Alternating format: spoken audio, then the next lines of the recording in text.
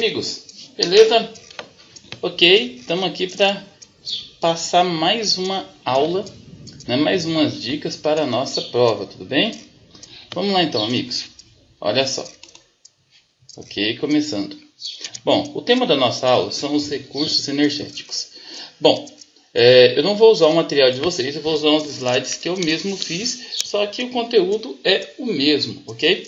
Vocês podem estar acompanhando pelo meu blog, pode estar acompanhando também pelo meu canal no YouTube. Se você não é inscrito ainda, por favor, se inscreva, para dar uma força para o canal, tá? Bom, pessoal, olha só, primeira coisa que a gente precisa prestar atenção. Esse pequeno gráfico, ele mostra o consumo de energia no mundo. E você vai perceber o seguinte, a maior fonte de energia que é consumida no mundo é o petróleo, seguida pelo carvão e pelo gás natural. Ou seja, três fontes de energia não renováveis, tá?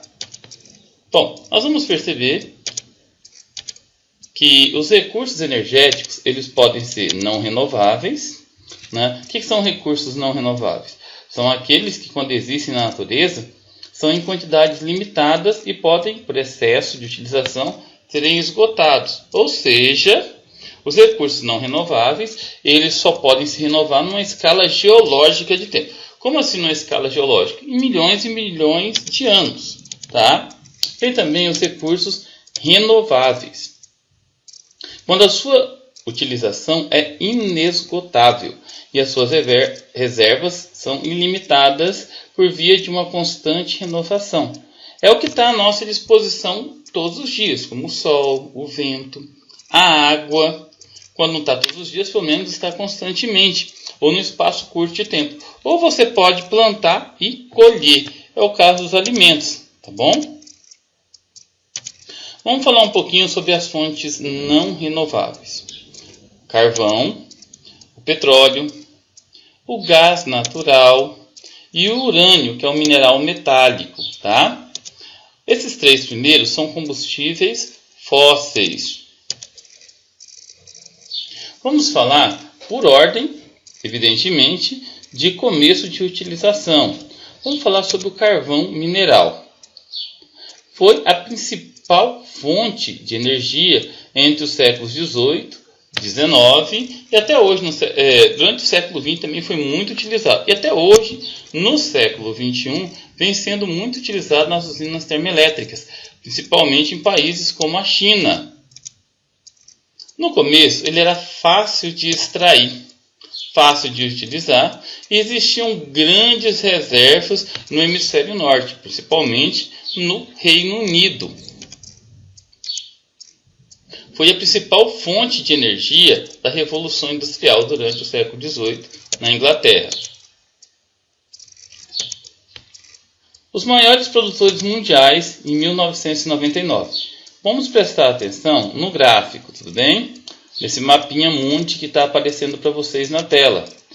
O Canadá, os Estados Unidos, a Austrália, a China, a Índia, a África do Sul, a Alemanha, o Reino Unido. Esses são os países que possuem as maiores reservas mundiais de carvão mineral. Bom, mas será que o carvão ainda é um recurso importante? Vamos entender por que ele não é mais tão utilizado, por que ele não é mais tão importante, por que ele foi cedendo espaço para o petróleo. Hoje em dia, ele é difícil de transportar. Na Europa, as minas reduziram, né, os seus estoques, né, os seus filões foram esgotados.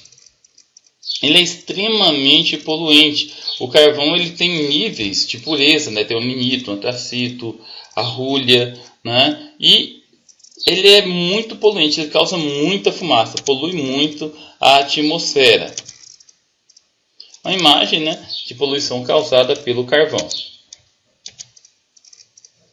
Vamos falar agora do petróleo, outro combustível muito importante. O petróleo hoje é o recurso mais importante da atualidade. Ele é o potencializador do capitalismo mundial, do capitalismo globalizado. Quais são as principais vantagens do petróleo? Fácil de exploração e transporte, não tão fácil assim, na verdade. Hoje em dia tem recursos recursos tecnológicos para a sua extração, para o descobrimento, para poder explorar o petróleo em áreas litorâneas, né?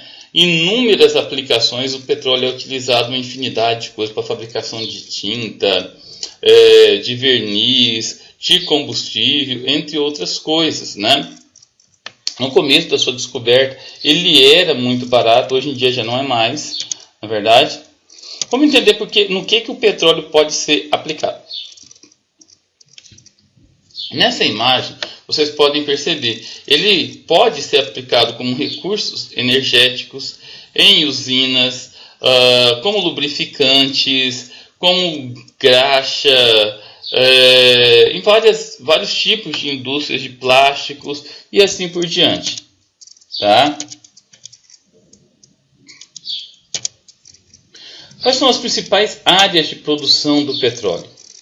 O Oriente Médio é uma área muito importante, produz muito petróleo, aliás, é a área que mais produz petróleo do mundo, né? No norte da África, na parte central da África também, né? Países como a Nigéria também produz bastante. Na América do Sul, né? Destaque para a Venezuela, o Equador, mais recentemente o Brasil, principalmente depois da descoberta do pré-sal, né? A Rússia é um grande produtor de petróleo. Os Estados Unidos têm uma grande produção de petróleo. Os Estados Unidos produz hoje cerca de 8 milhões de barris por dia, né? Na América do Norte nós também temos o México, que também é um grande produtor de petróleo.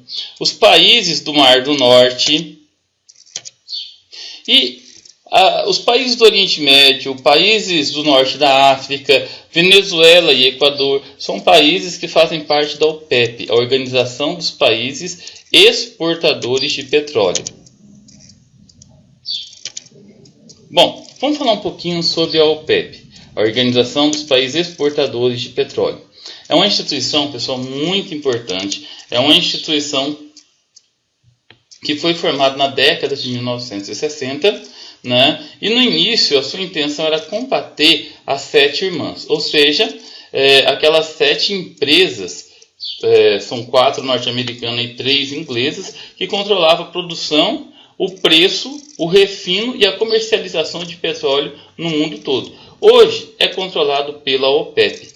A OPEP hoje é responsável por cerca de 70% de toda a produção de petróleo no mundo. Então a OPEP hoje controla a produção e controla também o preço do petróleo.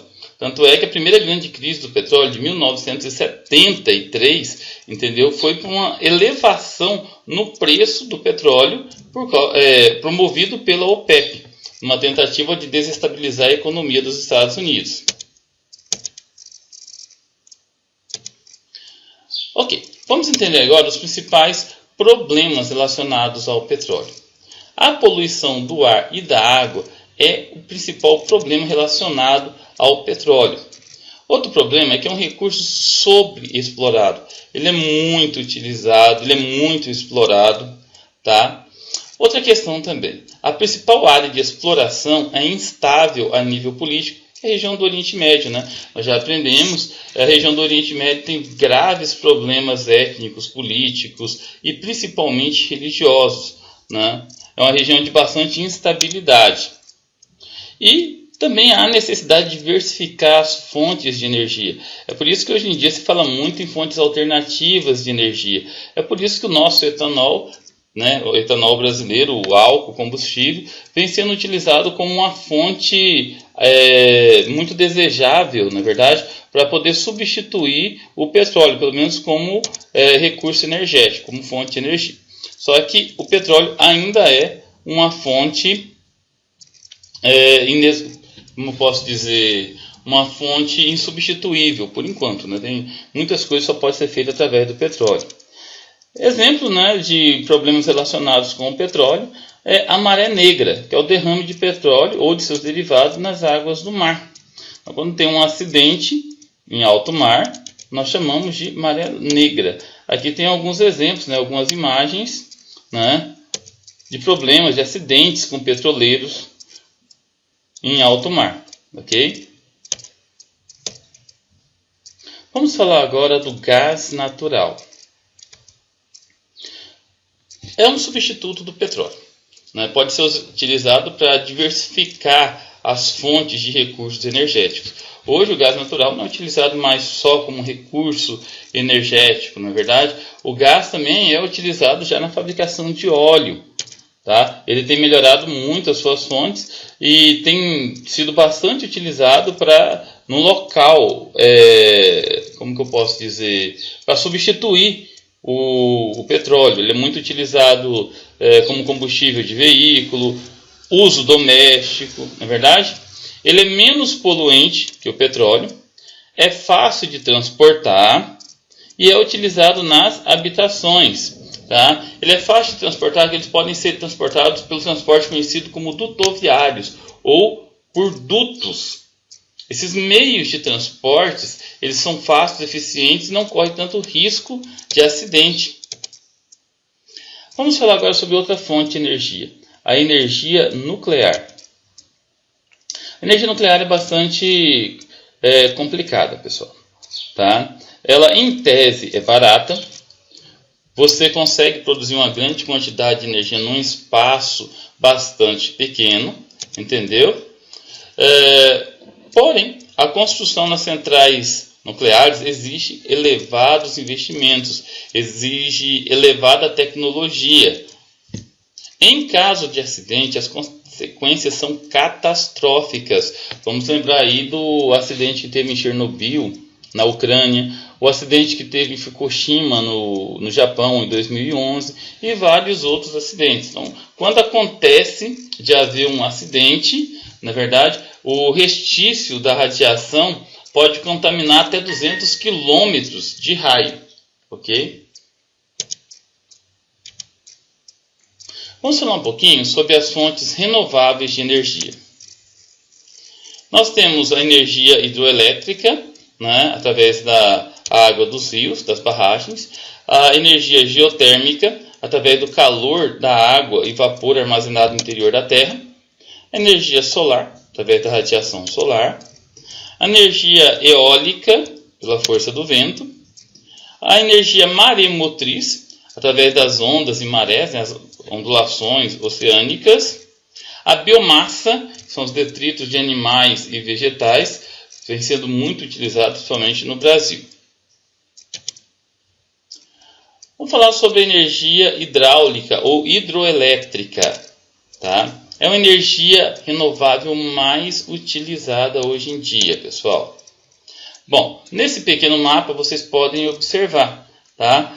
A parte em vermelho representa a energia hidroelétrica. O Brasil utiliza bastante essa fonte de energia. E no mundo, países que têm bastante recursos naturais, né? Rios, rios de planalto, rios de correnteza, né? Utilizam bastante mesmo. Nos Estados Unidos, Canadá usa muito, o México usa bastante, na verdade a Rússia usa bastante, a China agora com a usina de Três Gargantas, enfim, é um recurso renovável que é muito utilizado no mundo todo, tá?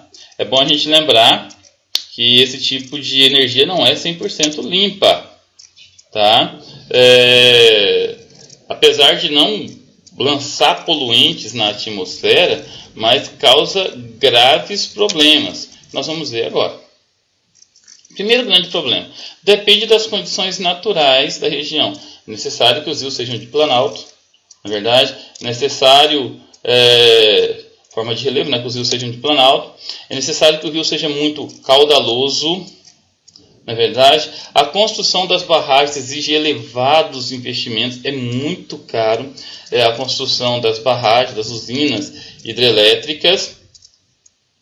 A produção de energia varia anualmente, um período muito longo de estiagem pode diminuir a quantidade de chuva, na verdade, pode diminuir o volume de água dos rios e isso interfere na produção de energia. E outra coisa também, pessoal, que não está citado aqui no slide, mas convém a gente comentar, né? O desvio do rio para a formação das barragens acaba destruindo o habitat de muitos animais, acaba forçando a migração da população ribeirinha. Tudo isso atrapalha muito. Isso gera muitos problemas urbanos, sociais, isso gera muitos problemas ambientais. Vamos falar da energia geotérmica. É uma importante fonte de energia nas regiões vulcânicas. Tá? Esse tipo de energia, pessoal, é construída uma usina hidrelétrica naquelas regiões onde tem atividade vulcânica muito intensa. Então é captado o calor do interior da Terra e transformado em energia. Tá. Em Portugal, por exemplo, já existem centrais geotérmicas na ilha de São Miguel. Vamos falar da energia solar. Cara, é uma fonte de energia excelente, principalmente um país como o Brasil. Tá? O Brasil tem muitas horas de insolação. O Brasil tem aproximadamente 12 horas de iluminação solar por dia, todos os dias do ano. Isso ajuda muito. Tá? Agora, tem países que não têm uma boa fonte de insolação.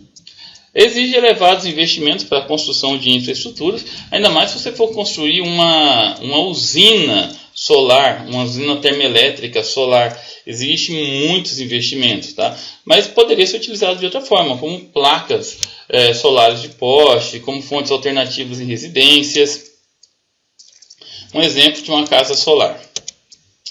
Outra coisa que é importante a gente frisar sobre a energia solar, pessoal, é que a sua manutenção também é muito elevada, também é muito cara, porque exige muita qualificação profissional.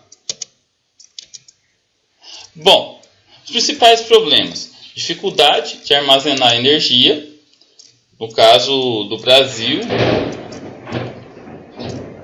No caso do Brasil, pessoal, essa dificuldade não seria tão grande, porque nós temos uma grande quantidade de energia solar diária, né? Mas alguns países, né, que não têm a mesma quantidade do solar que o nosso, teria mais dificuldades, né? Nunca poderá produzir energia em quantidade suficiente de modo a substituir o petróleo, por exemplo. Sim, tudo bem, é verdade.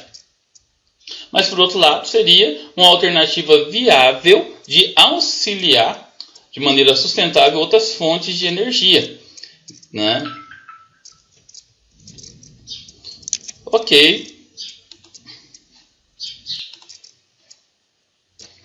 Ok, pessoal, vamos ver agora mais uma fonte, a energia eólica, a energia produzida através da força dos ventos.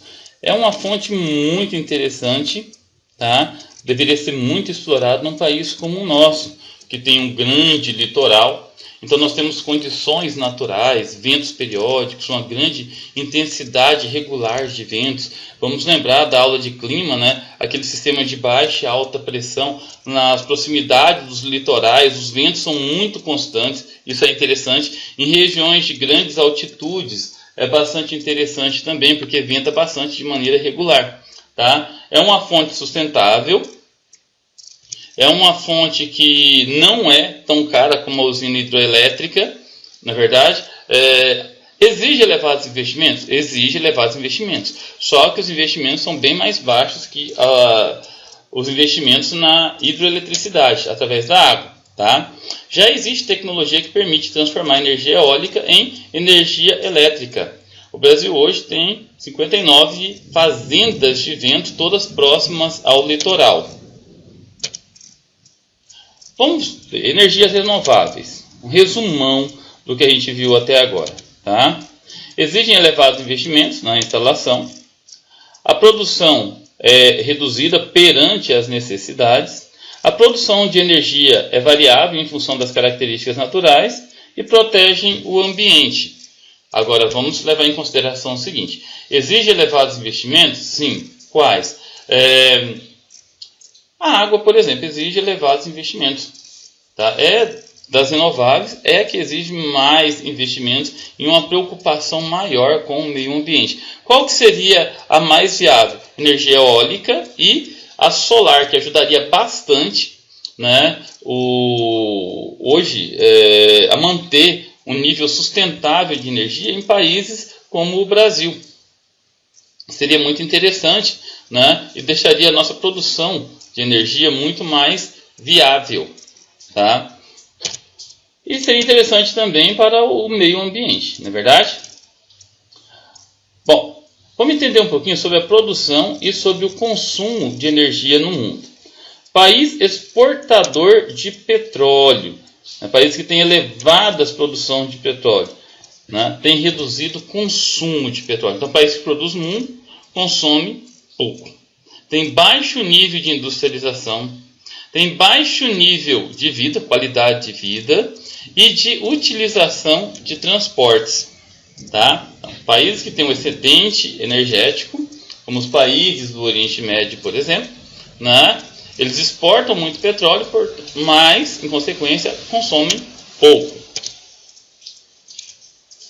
Países importadores de petróleo, ou os países desenvolvidos, né, têm baixa produção de petróleo ou insuficiente para as suas necessidades. Os Estados Unidos têm uma grande produção de petróleo, só que ainda assim é insuficiente para as suas necessidades. Ele é dependente da importação de petróleo. Tá?